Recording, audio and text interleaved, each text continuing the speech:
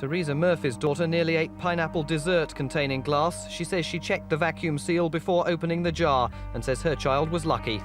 So far, everybody's been lucky. It's been found before the babies have had it. Next time, it could be smaller pieces of glass. The babies have had. And what could have happened to your little one if she'd had it? It would have ripped her insides open. She would have died.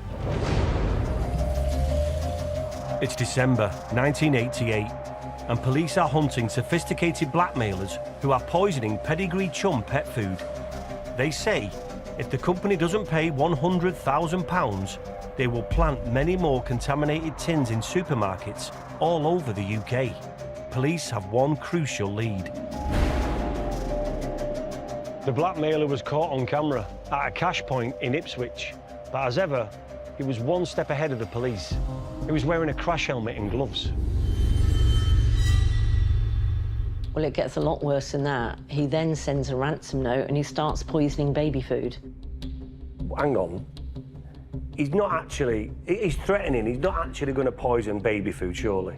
He did. He sent a ransom note and said, if you don't pay me more money, then what I'm going to do, I'm going to poison Heinz baby food. As before, the blackmailer wants £100,000 per year for 5 years, or they'll contaminate Heinz products.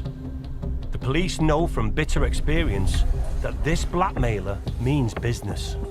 He's got the taste for the money now. He's only getting £300 a day from the pedigree chum ransom, so now he's at the ante. He wants Heinz to pay him as well, and he wants them to pay him over 8 bank accounts, so he's got more opportunity. He's becoming more greedy. Greedy for money, but he's willing to put babies' lives at risk. Unbelievable, you can't. I mean, bad enough with your pets and your dog food, but now vulnerable little children, Heinz baby food, glass, caustic soda, and razor blades. See, I know what he's thinking. You love your pets, how much you love your kids? How much are your kids worth for safety? How much are you going to pay me? And in fact, also, though, I'm seeing it as an investigator. You're in charge of that investigation, and now he's going to try and poison and potentially kill children.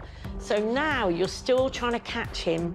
You don't know who they, you don't know who they are, and you've still got no idea. And that is the problem. Sue explains to me how he did it. Well, they take it off the shelf, take it away, and put the poison into the baby food, and then underneath heat up the bottom of the baby food, because if you remember, on the top of the baby food, it used to be a little blip, and then once he heated it, it would suck it back down. It would look it's not contaminated. So that means it hadn't been opened before? Very clever if you think about it. That lid would then be contained, and it looked like it hadn't been contaminated. So anyone that picked that up, they think they were safe and feed the baby. Wow, they were clever. It's like a ticking time bomb every time someone went to pick up baby food. Sometimes a warning is left inside the product, but a full-blown nationwide panic is underway. So can you imagine at the time, you know, people are going to buy their baby food and 5 children were injured, 5 children were hospitalised. But the fact is, it's not just a threat, it's the fact he went and did it. I mean, imagine if that's your baby and then it ends up in hospital because of this man. One particular victim's mother said when she started heating the baby food, it started boiling like a witch's cauldron, and she knew there was something wrong with that food. New cases today in Edinburgh, Blackpool, York, Lincoln and Luton have heightened the fears of parents everywhere. The baby food manufacturers receive a new letter from the blackmailer, and this time he wants more money, a lot more.